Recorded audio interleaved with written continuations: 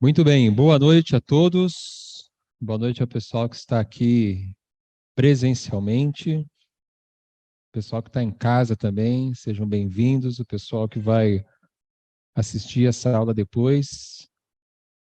Mais uma vez eu quero agradecer aí o Arthur, o Nicolas e o Rodriguinho, sem os quais não seria possível fazer essa aula de forma virtual. Então, obrigado por toda a equipe de produção aí do nosso curso.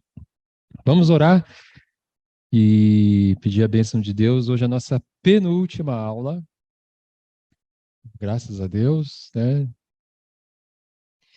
Nossa penúltima aula. Semana que vem nós encerramos o nosso curso, aí depois a gente vai ter uns meses aí de intervalo, e aí a ideia é no segundo semestre a gente fazer a parte 2. Mas vamos orar. Obrigado, Pai, mais uma vez, pelo privilégio que nós temos de abrir a Tua Palavra, estudar a Tua Palavra com profundidade, entendendo os textos dentro do seu devido contexto, aprendendo, Pai, nos aprofundando. E pedimos, Deus, que o Senhor abençoe a nossa aula de hoje, que vamos tratar de temas tão difíceis, nos dá a compreensão desses textos e também, principalmente, nos transforma, fala conosco, fala ao nosso coração nessa noite. É o que nós te pedimos, em nome de Jesus. Amém. 1 Coríntios, então, é uma carta que ela trata de temas, no mínimo, espinhosos. Nós vimos na semana passada aquela situação de disciplina na igreja de Corinto, aquele homem que se relacionava com a sua madrasta e que vivia num relacionamento incestuoso. Nós falamos, então, sobre disciplina, falamos sobre santificação, falamos sobre a jurisdição da igreja, que a sociedade não está debaixo da jurisdição da igreja, apenas aqueles que são cristãos, que são parte do povo de Deus, é que estão. Então nós não podemos impor os nossos princípios, os nossos valores àqueles que não são cristãos. E é dentro desse contexto, então, que nós vamos, para o nosso primeiro texto de hoje, nós vamos estudar todo o capítulo 6, e nós vamos dividir a nossa aula em 3 blocos. Capítulo 6, de 1 a 8, capítulo 6, de 9 a 11, e capítulo 6, de 12 a 20. Então, o primeiro bloco que nós vamos olhar agora é esse que fala das disputas judiciais. Capítulo 6, versículos de 1 a 8, eu vou ler na NVI, vocês acompanham na tradução de vocês. Se algum de vocês tem queixa contra outro irmão, como ousa apresentar a causa para ser julgada pelos ímpios, em vez de levá-la aos santos? Vocês não sabem que os santos hão de julgar o mundo? Se vocês hão de julgar o mundo, acaso não são capazes de julgar as causas de menor importância? Vocês não sabem que haveremos de julgar os anjos? Quanto mais as coisas desta vida. Portanto, se vocês têm questões relativas às coisas desta vida, designem para juízes os que são da igreja, mesmo que sejam os menos importantes. Digo isso para envergonhá-los. Acaso não há entre vocês alguém suficientemente sábio para julgar uma causa entre irmãos? Mas ao invés disso, um irmão vai ao tribunal contra outro irmão, e isso diante de descrentes. O fato de haver litígios entre vocês já significa uma completa derrota. Por que não preferem sofrer a injustiça? Por que não preferem sofrer o prejuízo? Em vez disso, vocês mesmos causam injustiças e prejuízos, e isso contra irmãos. Outro problema, então, que afetava o testemunho da igreja em Corinto era o das disputas judiciais. Cristãos que processavam cristãos, que levavam outros cristãos perante os tribunais. E o que Paulo condena nesse texto? Ele condena a incapacidade dos coríntios de resolver suas questões como irmãos em Cristo. E ele condena o fato de que os membros mais privilegiados se aproveitavam do sistema para obter vantagens sobre os membros mais vulneráveis. Então, são dois problemas aqui. Primeiro, lavar roupa suja nos tribunais. Né? A gente tem aquele ditado que diz que a roupa suja se lava em casa.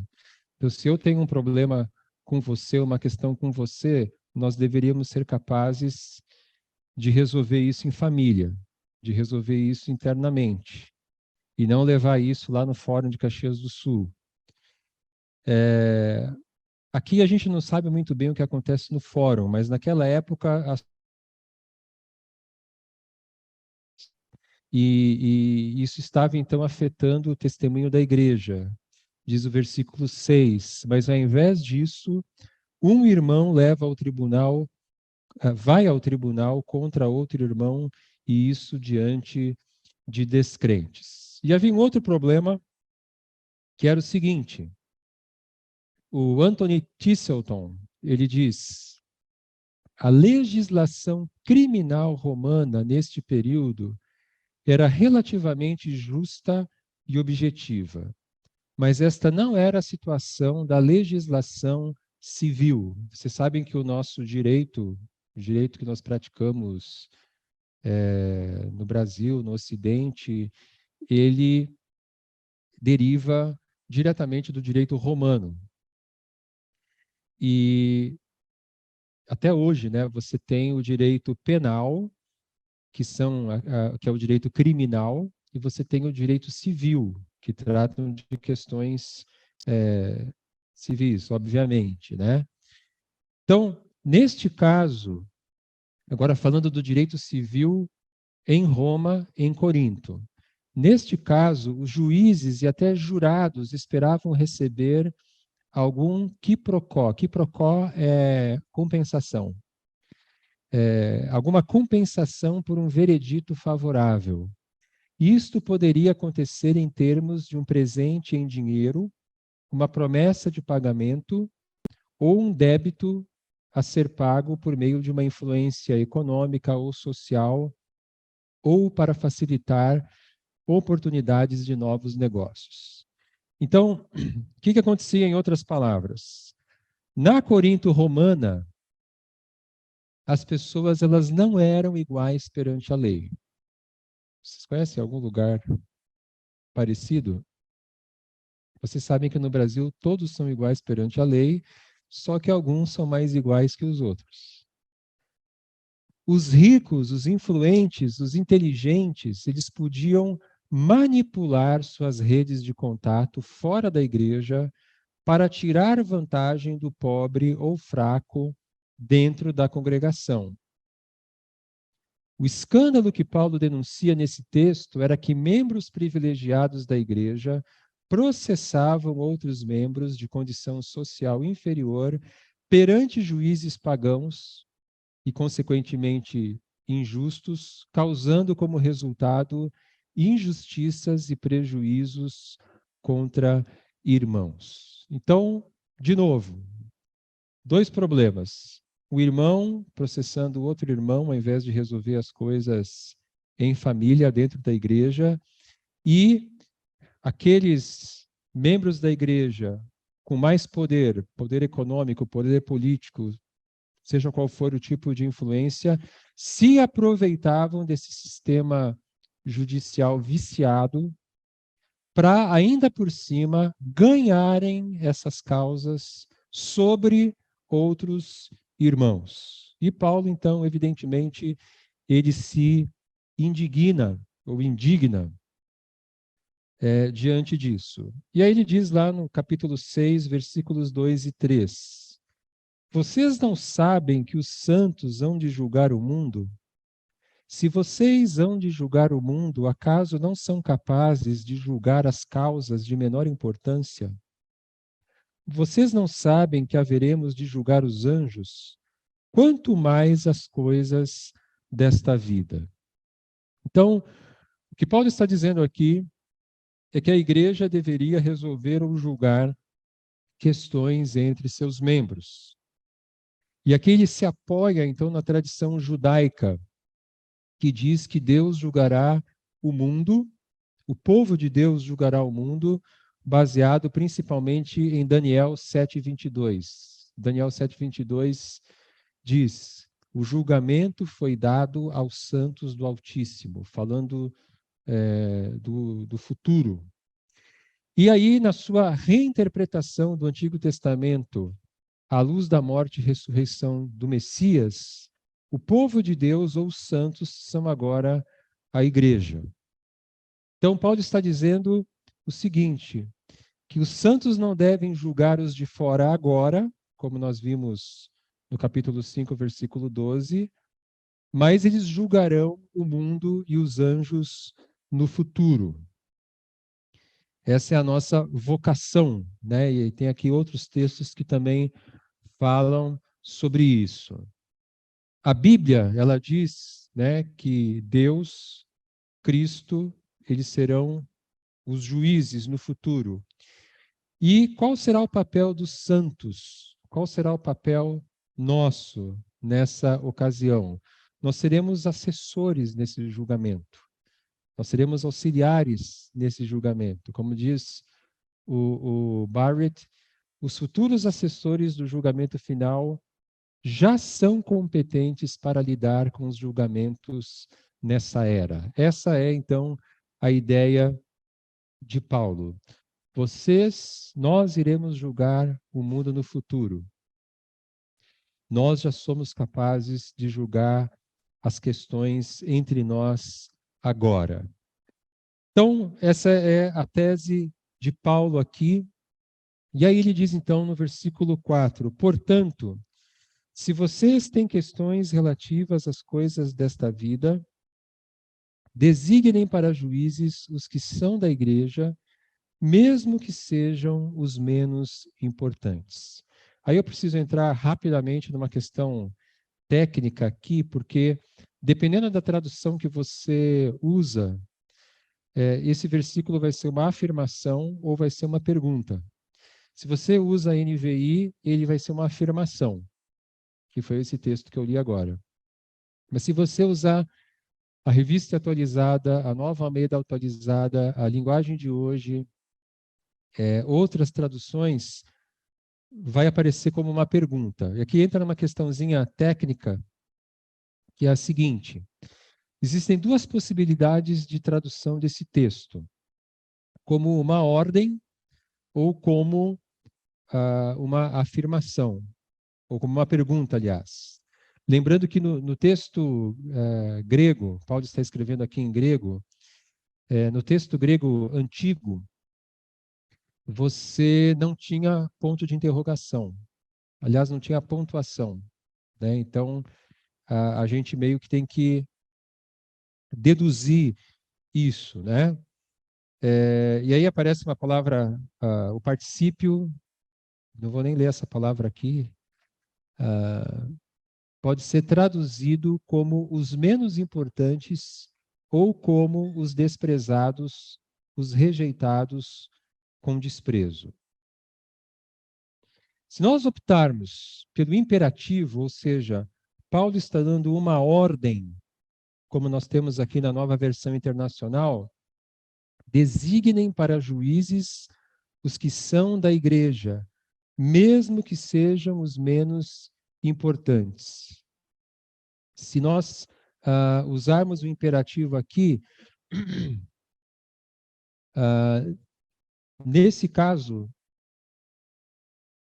o apóstolo está dizendo, né, que ele preferiria que as questões fossem resolvidas dentro da igreja, mesmo que fosse pelos membros socialmente menos privilegiados a serem levadas perante juízes injustos. Então, Paulo estaria dizendo aqui julguem dentro da igreja, mesmo que seja pelos membros mais simples.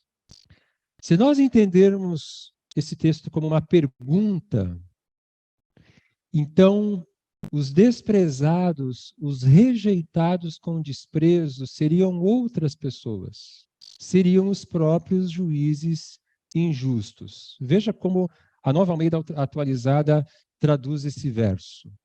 Portanto, quando precisam julgar negócios terrenos, por que vocês constituem como juízes aqueles que não têm nenhuma aceitação na igreja? Ou a Almeida século XXI. Assim, quando tendes negócios desta vida para serem julgados, constituís como juízes os que são de menos estimas na igreja? Então, esses que são desprezados seria uma referência agora aos juízes pagãos. E nesse caso, o verso 4 seria uma repetição do verso 1. Seria a mesma mensagem do verso 1. Se algum de vocês tem queixa contra outro irmão, como ousa apresentar a causa para ser julgada pelos ímpios? Muito bem. Talvez você esteja se perguntando ou dizendo agora, Olavo, não entendi nada. Estou confuso, não entendi nada. E agora eu tenho uma mensagem para você, que é a seguinte: fique em paz, não tem problema nenhum, porque seja qual for a nossa preferência, a ideia é a mesma. Paulo, ele deixa bem clara a sua opinião nos versículos 5 e 6. Não importa como nós traduzimos o versículo 4. Ele deixa bem clara a sua opinião. Digo isso para envergonhá-los. Versículo 5. Acaso não há entre vocês alguém suficientemente sábio para julgar uma causa entre irmãos? Mas ao invés disso, um irmão vai ao tribunal contra outro irmão, e isso diante de descrentes. Então, o que Paulo está dizendo aqui é que os coríntios não deveriam levar suas questões perante juízes injustos, eles deveriam resolver internamente como irmãos em Cristo. Então, aqui, ele diz: digo isso para envergonhá-los. Porque os coríntios, principalmente os coríntios da elite, eles achavam que eles sabiam tudo, eles achavam que eles eram especiais, eles eram arrogantes, né? Paulo até chama eles de arrogantes no capítulo 4. E Paulo então diz, olha, eu digo isso para envergonhar vocês, porque vocês são incapazes de resolver as questões de forma interna. Ele se dirige aos membros privilegiados que podiam usar o judiciário romano a seu favor. E nesse caso, essas ações judiciais, elas refletiam algo mais profundo, que Paulo vai falar sobre isso no próximo parágrafo, que era o desejo ganancioso por obter mais. Então, a ganância motivava esses membros a usar juízes injustos para que eles pudessem ganhar mais dinheiro. Eles agiam, então, como avarentos ou gananciosos e como ladrões, como nós vimos, né, no capítulo 5, versículo 10, e depois, no versículo 10 do capítulo 6, ele vai repetir isso. Esses membros agiam como avarentos e ladrões dos próprios irmãos. E aí a gente começa a entender por que Paulo está sendo tão duro nas palavras dele. E aí ele diz então nos versículos 7 e 8, o fato de haver litígios entre vocês já significa uma completa derrota. Por que não preferem sofrer a injustiça? Por que não preferem sofrer o prejuízo? Em vez disso, vocês mesmos causam injustiças e prejuízos, e isso contra irmãos.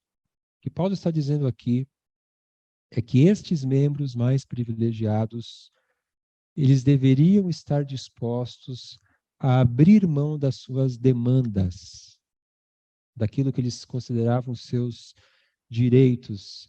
Seria melhor que eles sofressem o prejuízo. E ao abrir mão dos seus supostos direitos, eles aí sim agiriam de acordo com o amor. Aí sim eles agiriam de acordo com o ensino de Jesus e dos apóstolos, que falam de abrir mão, de entregar. Se alguém te pedir a capa, entregue-lhe a túnica. Em outras palavras, na dúvida, abra mão dos seus direitos. E é muito interessante porque não é só a tradição de Jesus, dos apóstolos, que ensinava isso, mas a tradição dos filósofos gregos dizia ser melhor sofrer injustiça do que causar injustiça. Olha essa frase do filósofo Musônio Rufo. Aceitar a injúria sem ressentimentos e não nos mostrarmos implacáveis para com aqueles que nos prejudicaram, mas em vez disso, sermos uma fonte de boa esperança e de um... Perdão. Aceitar... Deixa eu ler a frase toda aqui. Ó. Para alguns filósofos, o sábio jamais deveria processar alguém. Aceitar a injúria sem ressentimentos e não nos mostrarmos implacáveis para com aqueles que nos prejudicaram, mas em vez disso, sermos uma fonte de boa esperança e de um estilo de vida civilizado. Então, não só a tradição de Jesus, dos apóstolos, mas a própria tradição dos filósofos dizia: é melhor sofrer injustiça do que causar injustiça. Por que vocês, então, não preferem sofrer a injustiça? Então, para a gente chegar aqui a algumas conclusões. Paulo, ele não invalida o judiciário. Ele não está dizendo que o sistema judiciário romano não prestava, que o cristão não deveria fazer uso do judiciário e assim por diante. Até porque, lá no livro de Atos, ele apela para César, ele apela para o imperador. Paulo, ele é julgado várias vezes no livro de Atos. Ele faz uso do judiciário no livro de Atos. Então, ele não está demonizando o judiciário e ele não está dizendo que o judiciário não deve ser usado. Paulo não proíbe o cristão de processar outros ou de se defender judicialmente. Então, não é pecado você se sentir injustiçado por alguma circunstância e você então entra com uma ação para que você seja ressarcido, etc. Ele não condena que você use o judiciário e ele não condena que você se defenda também. O que Paulo condena aqui é que um cristão processe outro cristão. Para Paulo, questões entre irmãos devem ser resolvidas amigavelmente e ambas as partes deveriam estar dispostas a abrir mão de seus direitos, principalmente aqueles que possuem mais poder. E, eventualmente, por implicação, né, o que ele diz aqui, surge uma questão e um acha que tem razão, outro acha que tem razão, nenhum dos dois está disposto a abrir mão. Traga essa questão perante membros maduros da igreja e se submetam à decisão desses membros maduros da igreja. Em outras palavras, roupa suja se lava em casa, nós somos uma família e nós devemos ser capazes de resolver as nossas questões entre nós. Junte-se aí com o seu grupo. Eu não pedi para vocês formarem o grupinho no começo, então, se precisar, formem agora, apesar de que daqui eu estou vendo que vocês meio que já estão naturalmente conectados em um grupo. E respondam essa pergunta, pessoal que está em casa, se você está com mais alguém aí em casa, converse com essa pessoa. Se você está sozinho, escreva a sua resposta aí nas suas anotações. Por que é importante que os cristãos consigam resolver suas questões em família e não nos tribunais? Eu vou dar 5 minutinhos para vocês conversarem sobre isso e depois nós continuamos.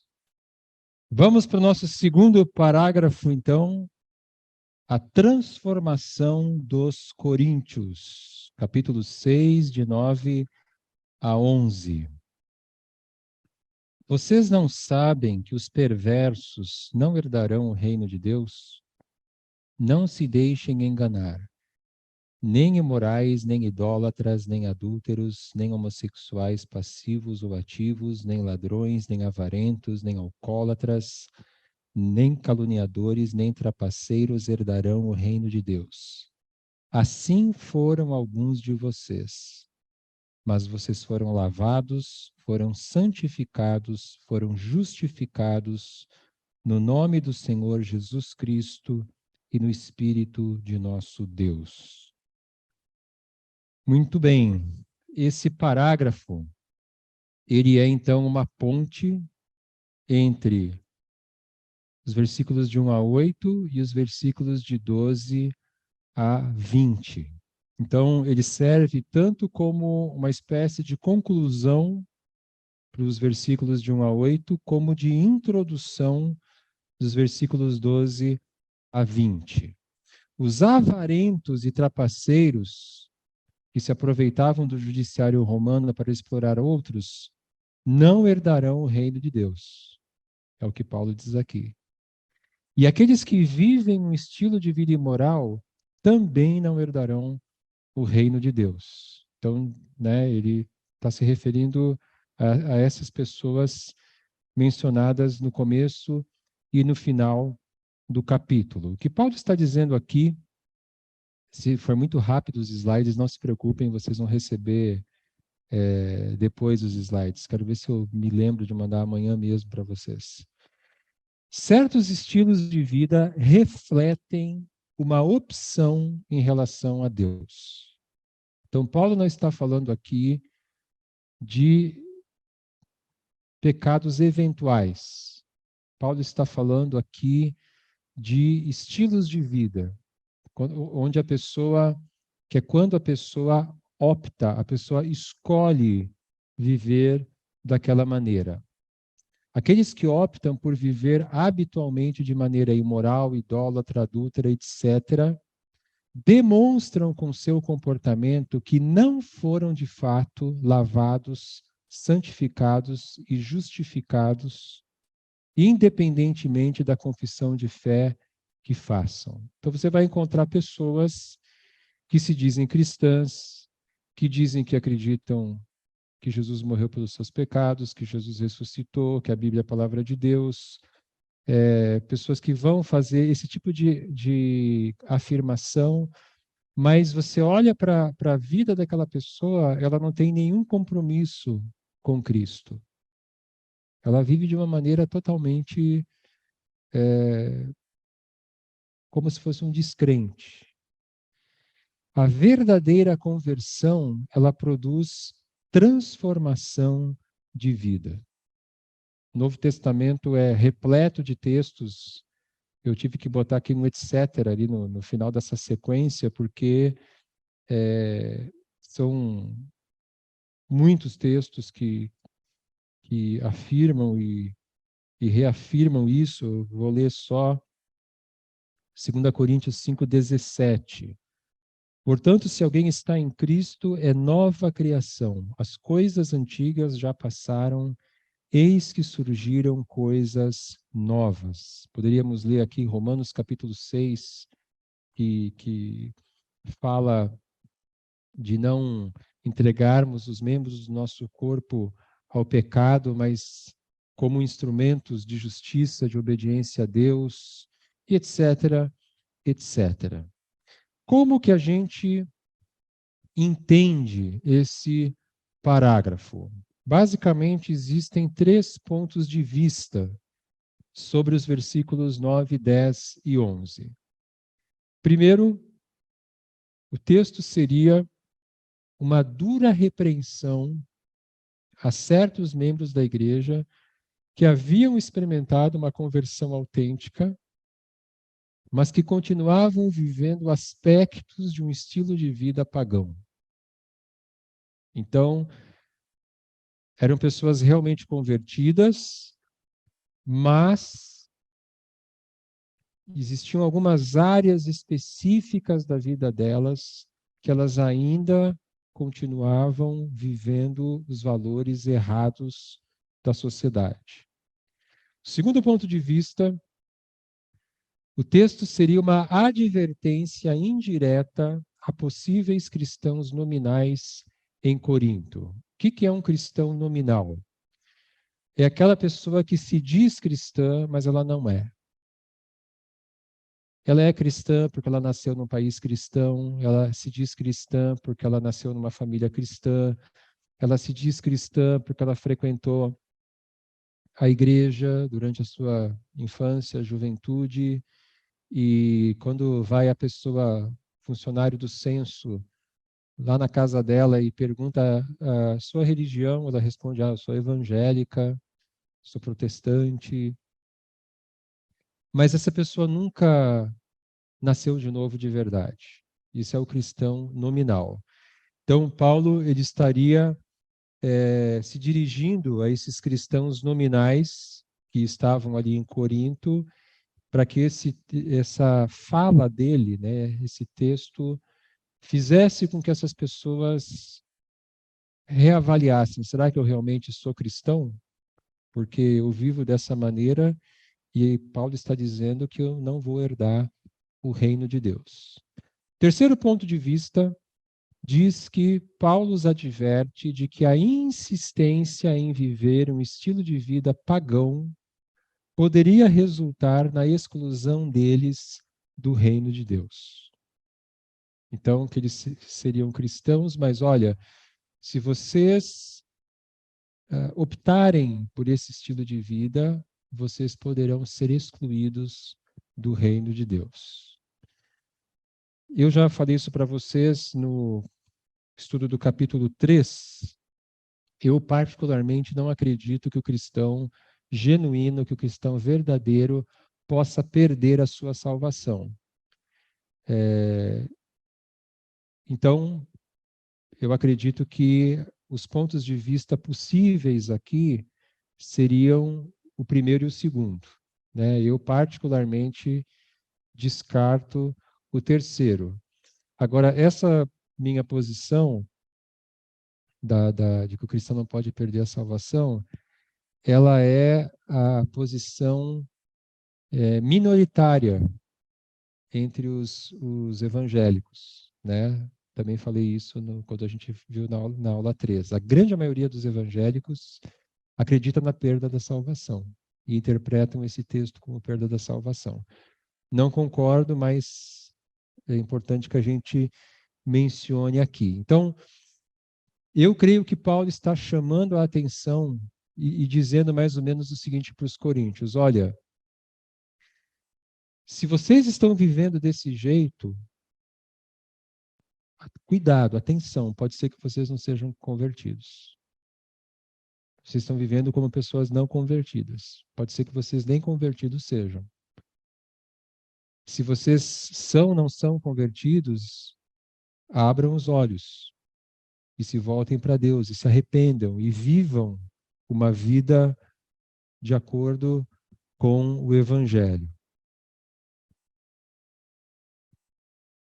E no versículo 11, né, ele vai dizer assim: foram alguns de vocês. Então, realmente, ele não estava se dirigindo a toda a igreja, né, mas aqueles membros que estavam vivendo uma vida de pecado. Agora, é interessante nós perguntarmos por que Paulo cita estes pecados. Não é interessante? Ele fala de imoralidade, idolatria, adultério, homossexualidade, desonestidade, ganância, né? Avarento é ganancioso, alcoolismo, caluniadores, trapaceiros. Por que ele cita esses pecados? Não é porque são os piores pecados do mundo. Paulo não tinha um pecadômetro lá que ele media o pecado. Não, aqui estão os piores pecados do mundo. É porque esses pecados, eles refletiam a sociedade de Corinto, ou a sociedade greco-romana de modo geral. E é por isso que ele faz menção a essas coisas. Agora, no século XXI, em 2023, quando você lê esse texto aqui, a grande maioria das pessoas da nossa sociedade vai dizer que esse é um texto homofóbico. Concordam comigo? A maioria das pessoas vai dizer que esse texto é um texto homofóbico. E eu quero comentar então com vocês a questão da homossexualidade. Paulo não faz da prática homossexual um pecado maior que os demais.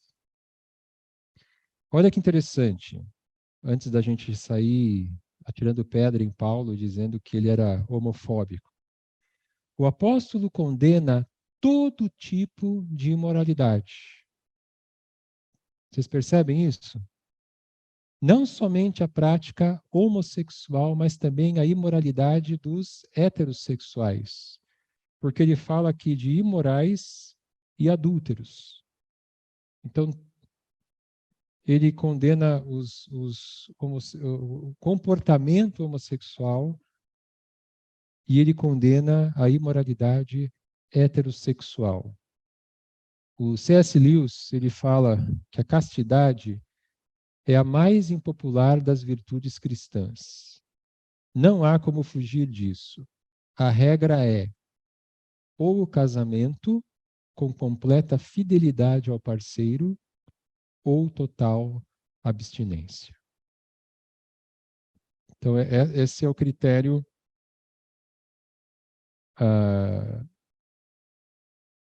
cristão de pureza. E não é à toa que C.S. Lewis diz que a castidade é a mais impopular das virtudes cristãs, porque ela é sempre difícil. A pureza moral é sempre difícil. Mas a questão da homossexualidade, qual que é o problema da homossexualidade? É que ela fere o padrão bíblico do casamento entre um homem e uma mulher. Então nós temos que voltar lá para Gênesis, capítulo 1, quando Deus cria homem e mulher e estabelece esse padrão como sendo o padrão para se estabelecer uma família, para se estabelecer um casal. E o que a ideologia LGBT, eu vou parar no T, que tem outras letrinhas aqui, né? A ideologia LGBTQIAP+. O que a ideologia LGBT quer nos fazer crer? Que a homossexualidade faz parte da identidade da pessoa. Então, isso é uma crença, que não existe dado científico nisso, isso é uma crença. A homossexualidade é quem você é. Se você é homossexual, você é isso. Para o cristão, a atração por pessoas do mesmo sexo é uma inclinação pecaminosa. Não é a identidade da pessoa. Então, nós cristãos dizemos, você não é homossexual, você tem esta inclinação, essa inclinação pecaminosa.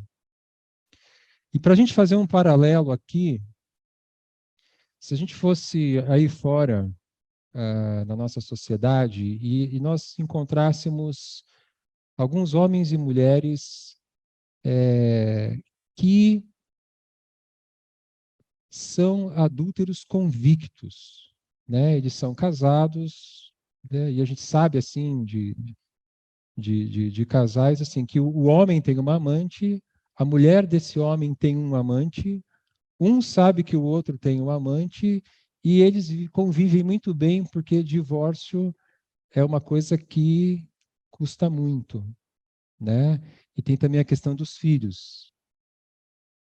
E então fica mais barato fazer assim. Eu tenho a minha amante, a esposa tem um amante dela, e a gente faz vistas grossas.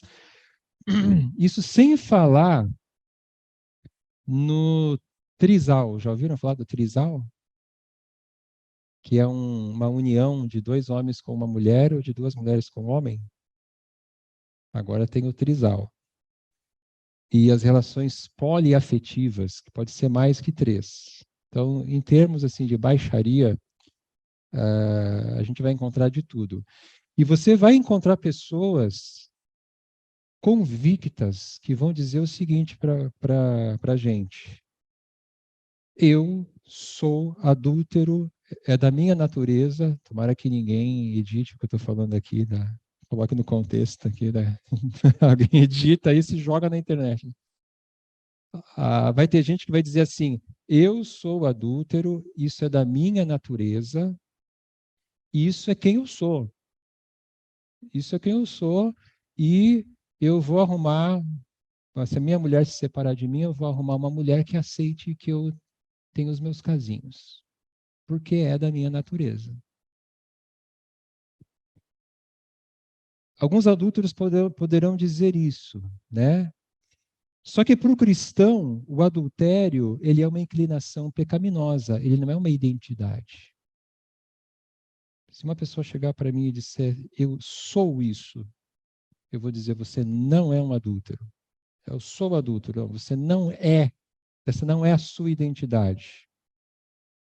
Deus não fez você para ser um adúltero. Deus fez você para viver num relacionamento monogâmico com a sua esposa e ser fiel a ela. Esse é o propósito de Deus. Então, essa é a questão da homossexualidade. Existe uma ideologia que quer nos fazer crer que a identidade da pessoa é aquela.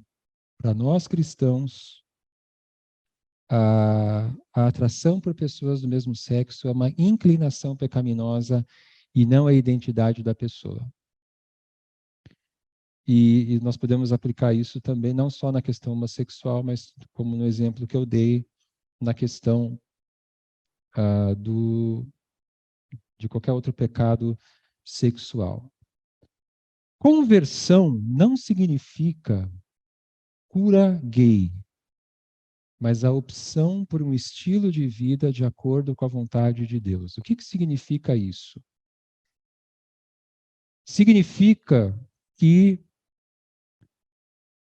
um homossexual, quando se converte, pode ser que ele vai passar o resto da sua vida lutando contra os seus desejos homossexuais.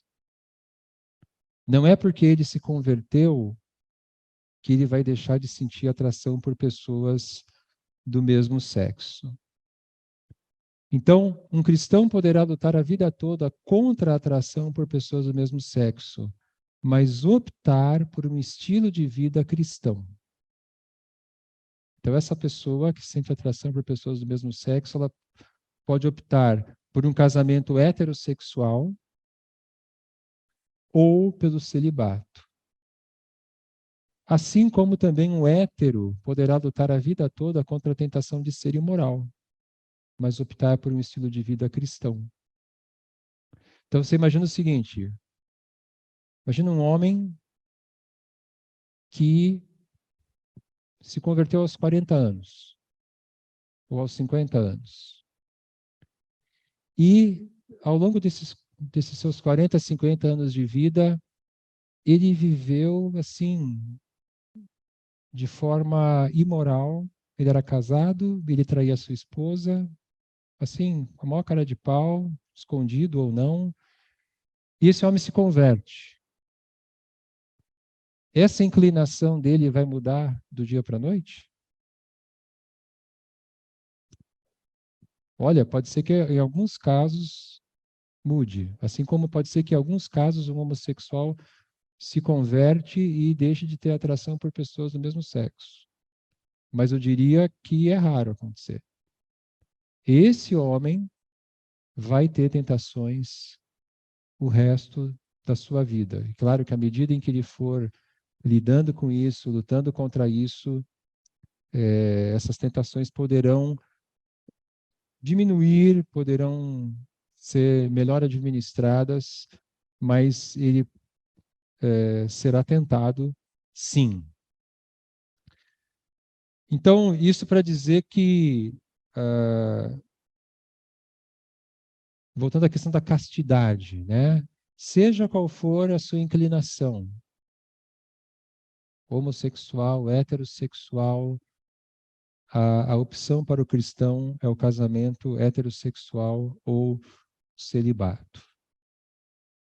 Continuando ainda dentro da questão da homossexualidade, nós não podemos impor as nossas convicções sobre os descrentes. E os descrentes, por sua vez, não podem impor as suas convicções a nós.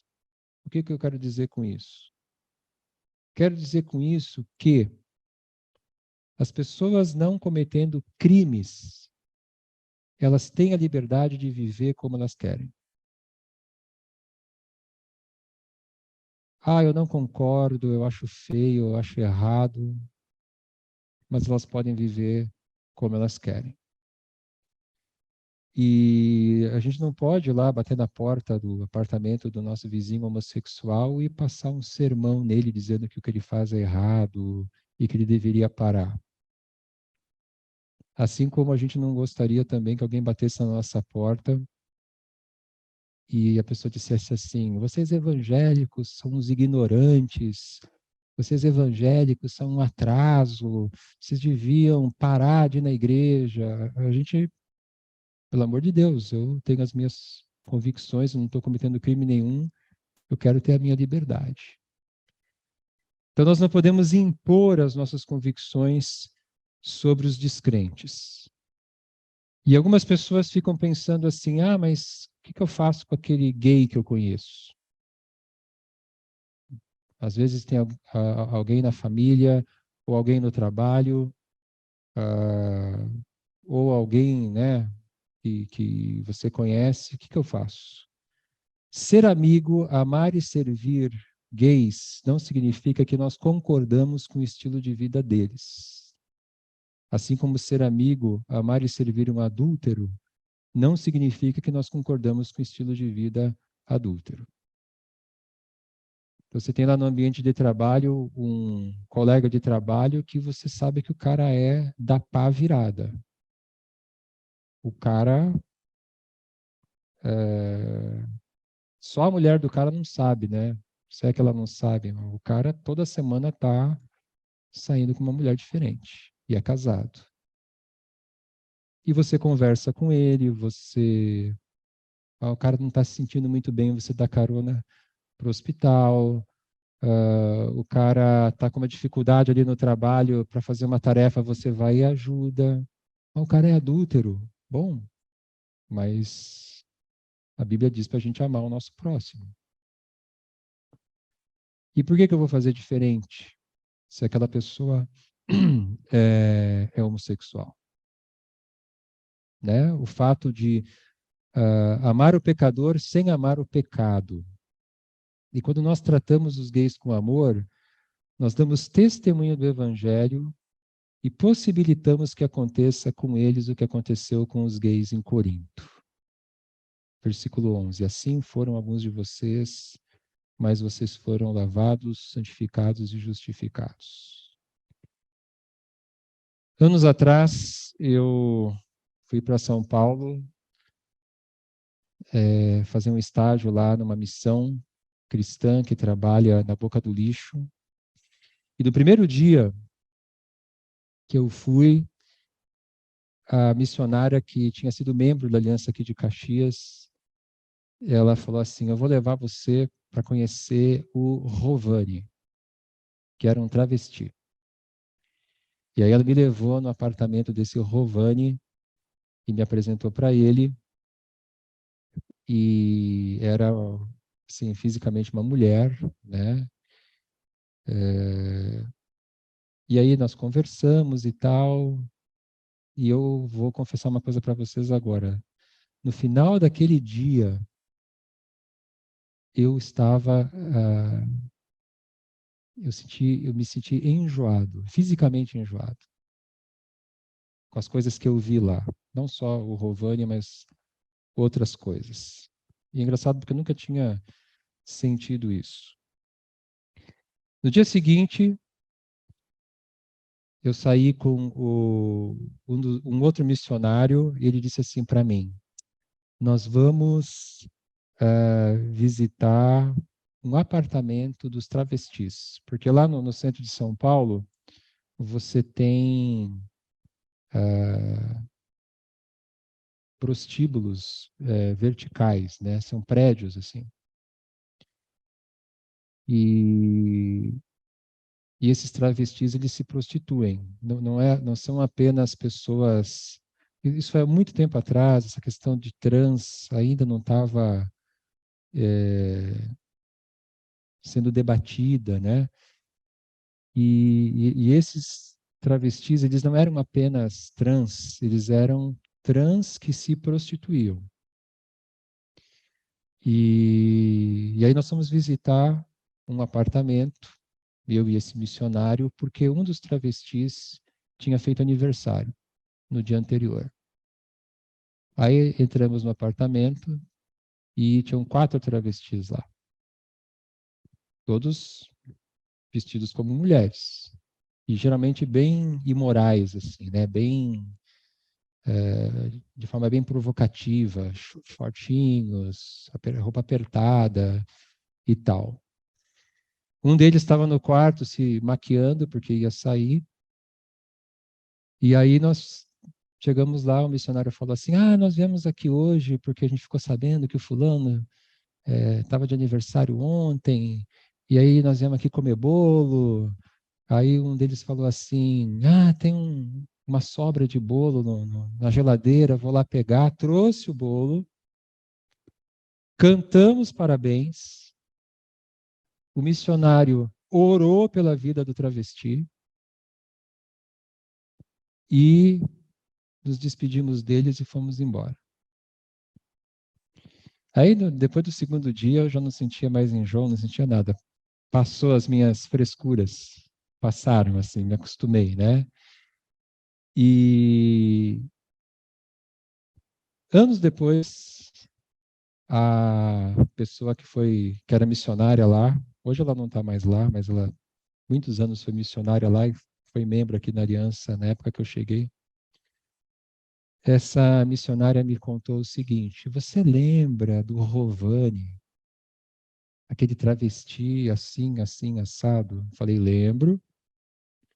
Ela disse assim, ó, ele se converteu, ele vai se batizar esse fim de semana e ele já começou de livre vontade, ele já começou a fazer os procedimentos para retirar todo o silicone do corpo dele.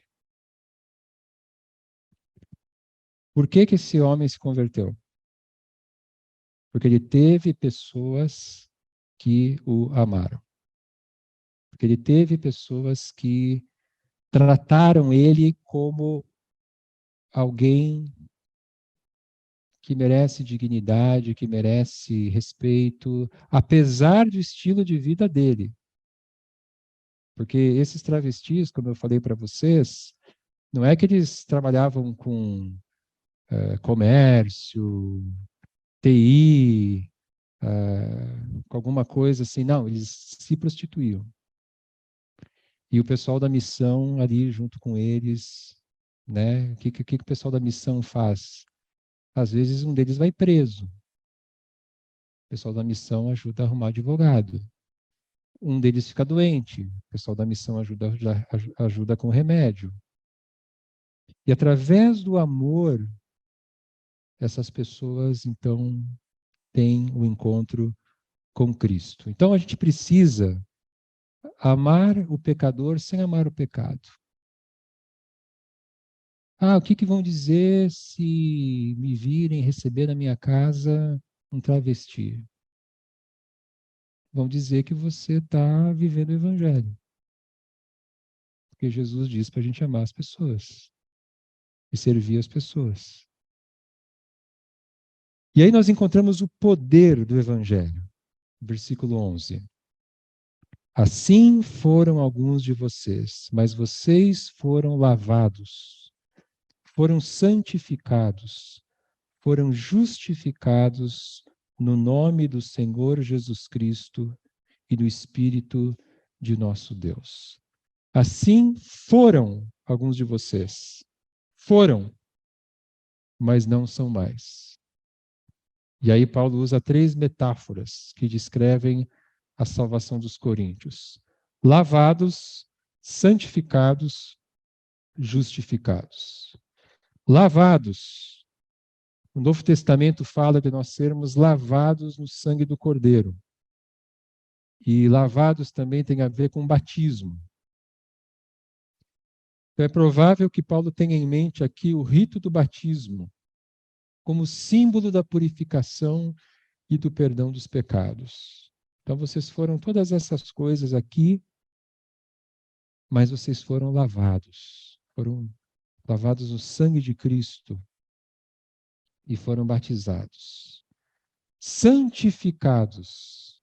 Santificado significa não uma pessoa perfeita, não uma pessoa sem nenhum pecado, mas separado para o uso de Deus. Olha o capítulo 1, versículo 2. 1 Coríntios 1, 2. A igreja de Deus que está em Corinto, aos santificados em Cristo Jesus e chamados para serem santos, juntamente com todos os que em toda parte invocam o nome de nosso Senhor Jesus Cristo, Senhor deles e nosso. Então, o que significa ser santo ou ser santificado? É você pegar algo e separar para o serviço de Deus.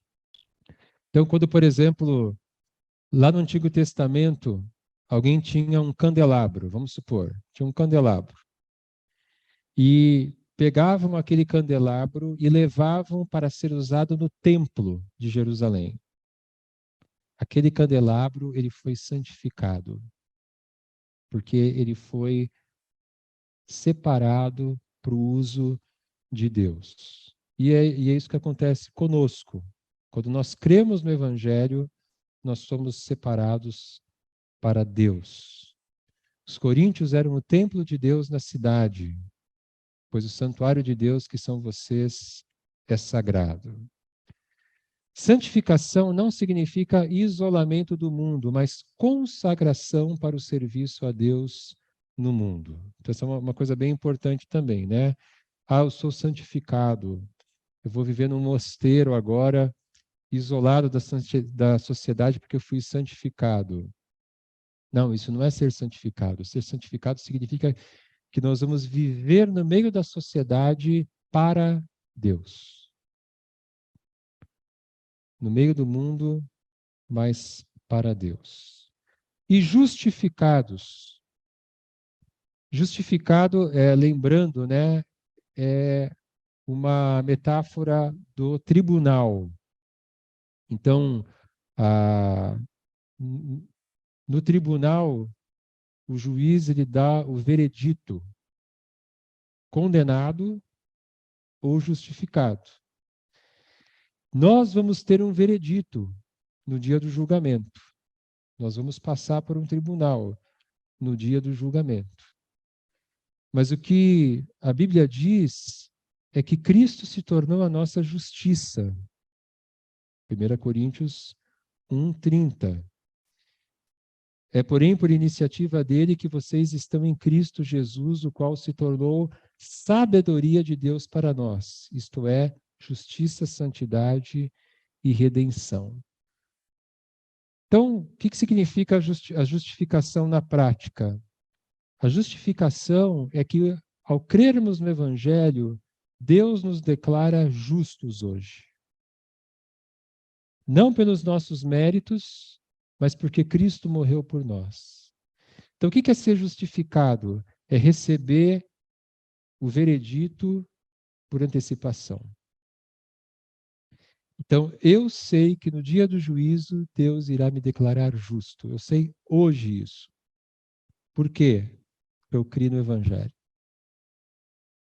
Não é porque Deus vai botar as minhas boas obras numa balança, minhas más obras num prato da balança, e aí vai pender para as boas obras e aí eu vou ser justificado. Não. Porque Cristo morreu pelos meus pecados, eu criei no Evangelho, e o Espírito Santo entrou na minha vida, eu vou viver uma vida de justo. Isso é a doutrina da justificação. Que tem a ver com esse próximo slide, né? Paulo lhe fala, então, que eles foram lavados, santificados e justificados em nome do Senhor Jesus Cristo e no Espírito de nosso Deus. E olha que interessante, esse é um texto trinitário. Ele fala do Pai, do Filho e do Espírito Santo. A expressão no nome de geralmente significa na autoridade de. É por meio da autoridade de Cristo conquistada na cruz que nós fomos lavados, santificados e justificados.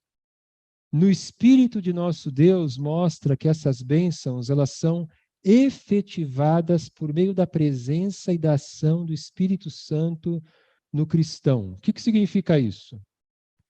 Que no momento que a gente crê no Evangelho, o Espírito Santo de Deus vem habitar em nós. E se a conversão é genuína, se a conversão é verdadeira, o Espírito Santo transforma a nossa vida. Então, ele ilumina a pessoa para crer no Evangelho, 1 Coríntios capítulo 2, nós estudamos, e ele nos capacita a viver uma vida transformada. Romanos capítulo 8, Gálatas capítulo 5, etc.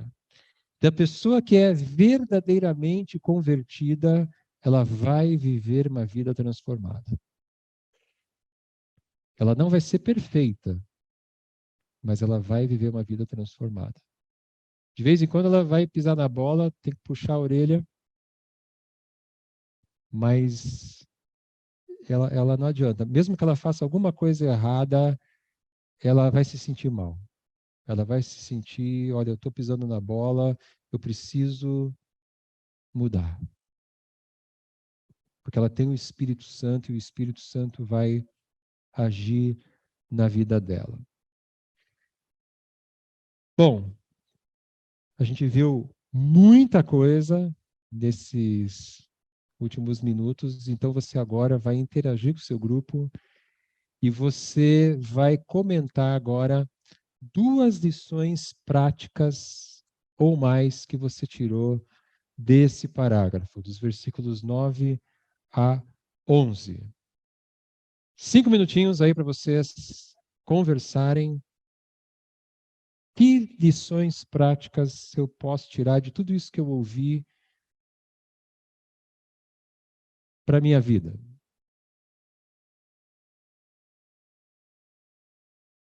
Vamos lá, então?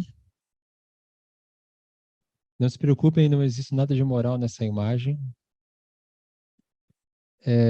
A cena é um banquete, uma refeição. Já já vocês vão entender por que ela está aí. Versículos 12 a 20. Acompanhe aí na sua Bíblia. Tudo me é permitido, mas nem tudo convém. Tudo me é permitido, mas eu não deixarei que nada me domine. Os alimentos foram feitos para o estômago, e o estômago para os alimentos. Mas Deus destruirá ambos. O corpo, porém, não é para a imoralidade, mas para o Senhor, e o Senhor para o corpo. Por seu poder, Deus ressuscitou o Senhor e também nos ressuscitará. Vocês não sabem que os seus corpos são membros de Cristo? Tomarei eu os membros de Cristo e os unirei a uma prostituta? De maneira nenhuma. Vocês não sabem que aquele que se une a uma prostituta é um corpo com ela? Pois, como está escrito, os dois serão uma só carne. Mas aquele que se une ao Senhor é um espírito com ele. Fujam da imoralidade sexual. Todos os outros pecados que alguém comete fora do corpo os comete. Mas quem peca sexualmente peca contra o seu próprio corpo. Acaso não sabem que o corpo de vocês é santuário do Espírito Santo que habita em vocês, que lhes foi dado por Deus e que vocês não são de si mesmos? Vocês foram comprados por alto preço. Portanto, glorifiquem a Deus com o seu próprio corpo. Essa frase aqui, ó, tudo me é permitido. Existe um consenso entre os estudiosos de 1 Coríntios que Paulo está aqui citando uma frase, não dele, Paulo, mas dos coríntios. E ele faz isso em outros pontos da carta. Lembrando que 1 Coríntios é uma carta em que Paulo responde dúvidas da igreja de Corinto. Então, tudo me é permitido é uma frase dos coríntios. Os cidadãos da elite, cidadãos romanos da elite, eles justificavam a satisfação de todos os seus desejos com esse ditado. Então, essa elite aqui da igreja, né, eles estavam argumentando, tudo me é lícito. E qual que é o contexto provável dessa discussão aqui dos versículos 12 a 20? Eram os banquetes em que eles se entregavam a todo tipo de excesso. Tudo me é permitido. Então, nesses banquetes havia glutonaria, bebedeiras e sexo com prostitutas. Então, era comum haver banquetes em templos pagãos. Os templos pagãos, templos em adoração a Apolo, ao deus Apolo, a deus Afrodite, a Zeus, etc., né? Esses templos, eles serviam também como restaurantes, como salões de festa. E era muito comum, então, os homens se reunirem nesses templos e, por algum motivo, ou para celebrar alguma coisa, ou para fazer negócios, e eles, então, tinham comida em grande quantidade, bebiam muito vinho, e depois entravam as prostitutas e eles, então, se relacionavam com elas. Paulo vai tratar, então, do problema da imoralidade e depois, no capítulo 8, que nós vamos estudar na segunda parte do nosso curso, ele vai falar da carne sacrificada a ídolos. Escritores antigos, como, por exemplo, Plutarco, Aristóteles, Ateneu de Náucrates, Eurípides, Menander, associavam os excessos da comida e da bebida com a imoralidade. Então, essas coisas estavam ligadas, né? O Menander tem essa frase: o amor atinge seu poder máximo onde está o excesso. E quando ele fala de amor aqui, evidentemente que ele está falando de um amor erótico. O contexto de todo o capítulo 6 também parece apontar para esses banquetes. E também é provável que aqueles que frequentavam estas refeições, entre aqueles que frequentavam, estavam também aqueles que Paulo condena ali nos versículos de 1 a 8. e aqueles que praticavam os pecados dos versículos 9 e 10. Então, se alguns coríntios diziam, tudo me é permitido, a resposta de Paulo é, mas nem tudo convém. Tudo me é permitido, mas nem tudo convém. Então, Paulo ele concorda com a ideia geral de que tudo é permitido ao cristão. O cristão ele é livre. Porém, a liberdade não deve ser entendida como liberdade para pecar.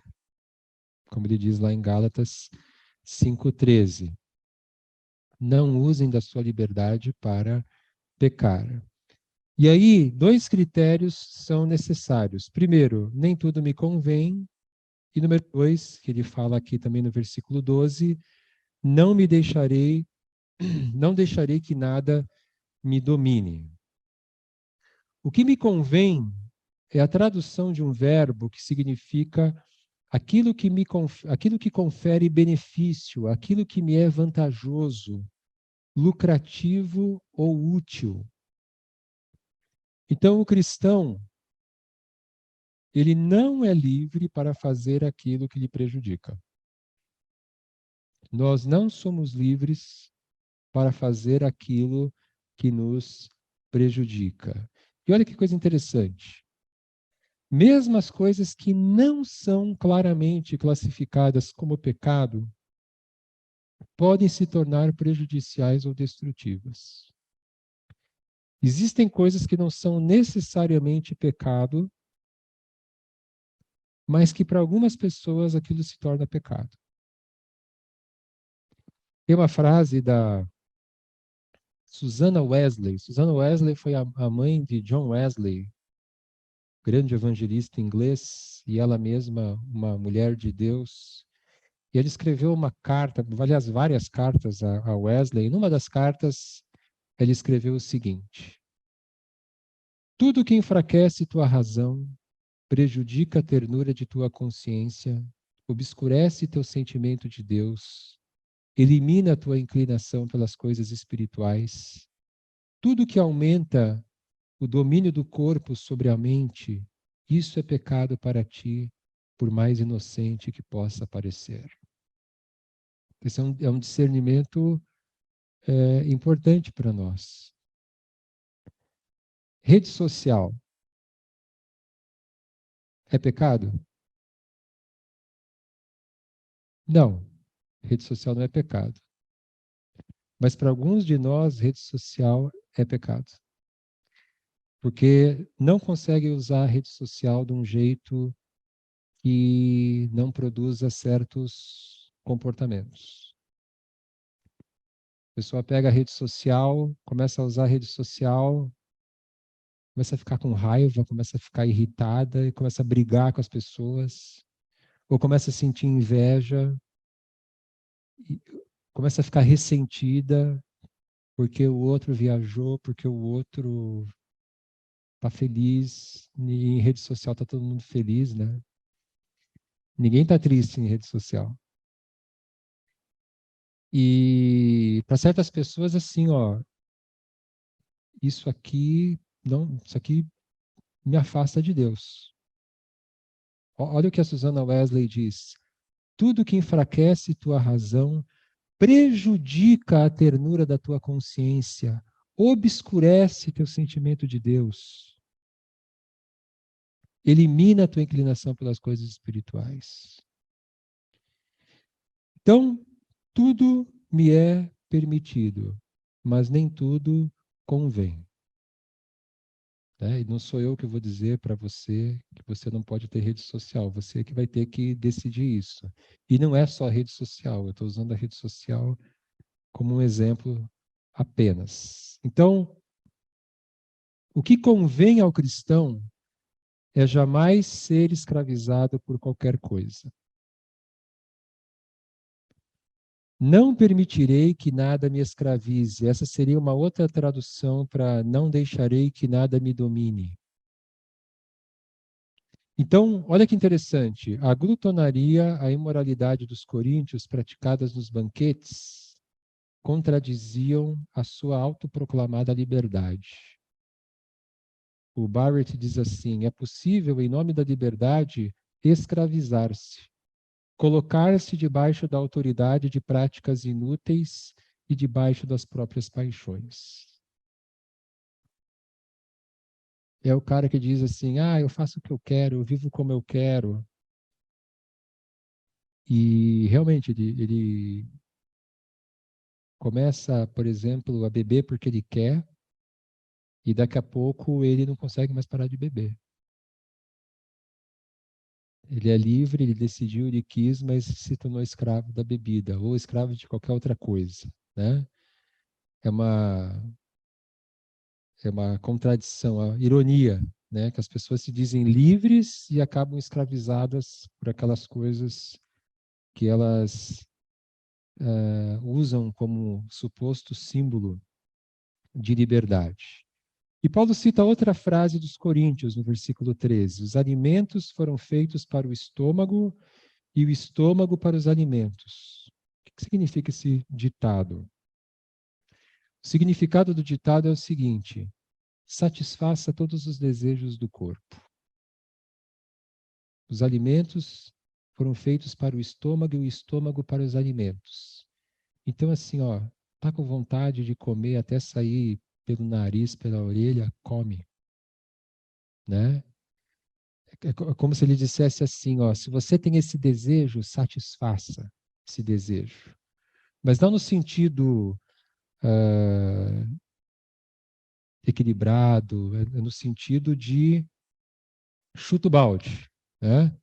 Satisfaça todos os desejos do corpo. E por trás disso existe a visão grega. Muitos gregos acreditavam na imortalidade da alma e na transmigração das almas, que nada mais é do que reencarnação. Eles chamavam de transmigração das almas. Então, muitos gregos pensavam assim: a alma é eterna, o corpo é efêmero.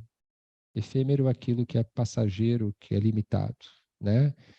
Então a alma é eterna. Então você vai morrer, a sua alma vai sair do seu corpo, vai entrar em outro corpo, aí você vai viver, aquele corpo vai morrer, a sua alma vai entrar em outro corpo e assim sucessivamente. Qual que é a implicação disso? Que se dane o corpo. Cara, detona esse corpo aí, porque isso aí é passageiro. O que importa é a alma. O corpo, os gregos diziam, né? Ele é a gaiola da alma, ele é a prisão da alma. E aquele ditado que, inclusive, Paulo cita no capítulo 15, versículo 32, comamos e bebamos, pois amanhã morreremos. Essa filosofia de vida hedonista de muitos gregos, né? Vamos chutar o balde porque amanhã nós morreremos. Essa dicotomia, né? A dicotomia é uma divisão forte que a gente faz, essa dicotomia corpo-alma, essa separação corpo e alma, ela é incompatível com a ideia judaico-cristã que entende o ser humano como uma unidade inseparável, formada de parte material, que é o corpo, e parte imaterial, que é a alma. Então, qual que é a visão cristã? Quando Deus nos cria, ele nos cria corpo, alma e espírito. Ou se você quiser considerar alma e espírito juntos, ele cria parte material e parte imaterial. A questão é que o corpo, ele faz parte da boa criação de Deus. Então, o corpo, na visão judaico-cristã, ele não é uma coisa ruim, ele é uma coisa boa. E ele é uma coisa, apesar de ele ser diferente da alma e do espírito, ele forma um todo com a alma e o espírito. Então, nós não podemos separar. A gente pode separar para efeito de entender, de entendimento em categorias diferentes, mas a gente não tem como separar, até porque nós não cremos em reencarnação. Nós queremos que a pessoa vive uma vida só. Então, esse corpo que a gente tem é o nosso corpo. Se você não estiver satisfeito com algum aspecto do seu corpo, fique tranquilo que ele será transformado. Um corpo glorificado. Quem não tem cabelo vai ter cabelo no novo céus e nova terra. Mas se quiser ficar careca lá, vai ter uma maquininha lá que você pode falar, eu quero ser como eu era lá na vida anterior. Então, nós somos um todo integrado. Nós não somos uma alma ou espírito que habita um corpo.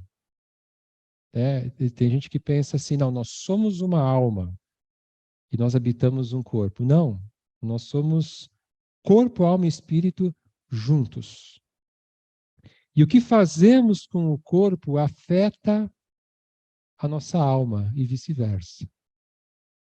Então não tem esse negócio assim de o cara vai se relacionar com quantas pessoas ele quiser, quantas mulheres ele quiser, e isso não vai ter efeito nenhum sobre ele. Vai ter efeito sim. O que nós fazemos com o nosso corpo afeta a nossa alma. Versículo 13, Paulo diz: o corpo, porém, não é para a imoralidade, mas para o Senhor. Essa é a resposta de Paulo para esse ditado, né? Que os coríntios citaram aqui.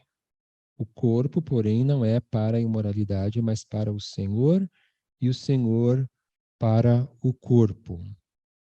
Então, o argumento de que vale tudo não se aplica ao cristão, porque o corpo do cristão não lhe pertence, mas pertence ao Senhor. Simples assim. Eu não posso fazer o que eu quiser com o meu corpo, porque ele não pertence a mim. Deus ressuscitou o Senhor e também nos ressuscitará, versículo 14. Haverá alguma continuidade entre o nosso corpo atual e nosso corpo glorificado. Capítulo 15, Paulo vai falar sobre a ressurreição. O que significa que haverá uma continuidade entre o nosso corpo atual e o nosso futuro corpo glorificado? Eu não sei como vai ser o corpo glorificado. Quando Jesus ressuscitou, Maria Madalena demorou para reconhecer ele, mas reconheceu. Lembram lá no Evangelho de João? Que ela acha que é o jardineiro e depois ela reconhece. Eu não sei como é que vai ser o nosso corpo glorificado. Vou ver assim alguém, mas eu vou reconhecer aquela pessoa. Ela vai estar diferente, mas eu vou reconhecer. Esse é um mistério, né? Quando a Bíblia fala das coisas do porvir, ela não é muito clara, né? Mas a gente vai poder reconhecer. A ressurreição futura não nos libera para fazer o que quisermos com os nossos corpos hoje. Nossos corpos já pertencem ao Senhor hoje e devem ser usados para a sua glória. Então, Paulo diz isso claramente, versículo 15: vocês não sabem que os seus corpos são membros de Cristo? Versículo 19: acaso não sabem que o corpo de vocês é santuário do Espírito Santo? Então, o corpo do cristão pertence a Cristo e a união espiritual deles com Cristo, a presença do Espírito Santo, fazendo deles um santuário, tornam a imoralidade inaceitável. Então, no capítulo 3, Paulo diz que a igreja é o novo templo. E no capítulo 6, ele diz que o nosso corpo, meu corpo, seu corpo, também é um templo, individualmente. Templo do Espírito Santo. Acaso não sabem que o corpo de vocês é santuário do Espírito Santo que habita em vocês, que lhes foi dado por Deus e que vocês não são de si mesmos? A verdade é inaceitável. Por isso que Paulo pergunta no versículo 15, né? Tomarei eu os membros de Cristo e os unirei a uma prostituta? De maneira nenhuma. De maneira nenhuma. Para concluirmos, Fujam da imoralidade.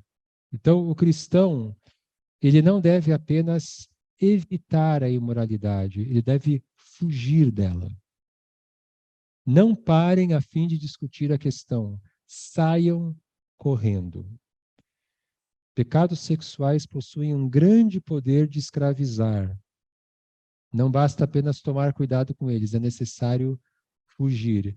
E o verbo que Paulo usa está no presente do imperativo. O imperativo expressa a ordem e no grego o presente expressa uma ação contínua. Então poderia traduzir esse texto assim, ó: fujam sempre, continuem fugindo. Fujam sempre da imoralidade. E é possível, né, porque como nós vimos, quando Paulo está escrevendo as suas cartas, a gente de vez em quando pesca, que vaza nas palavras de Paulo algumas coisas do Antigo Testamento. É possível que Paulo tivesse em mente aqui o exemplo de José. Lembra da história de José? Que a esposa de Potifar ficou assediando ele. E o que o José fez? Fugiu. Esse era homem mesmo. E inteligente, né? Ele sabia que não podia ficar pensando ali, calculando, né? Ele fala assim, ó, se eu ficar, eu vou fazer besteira. E ele, ó, deu no pé.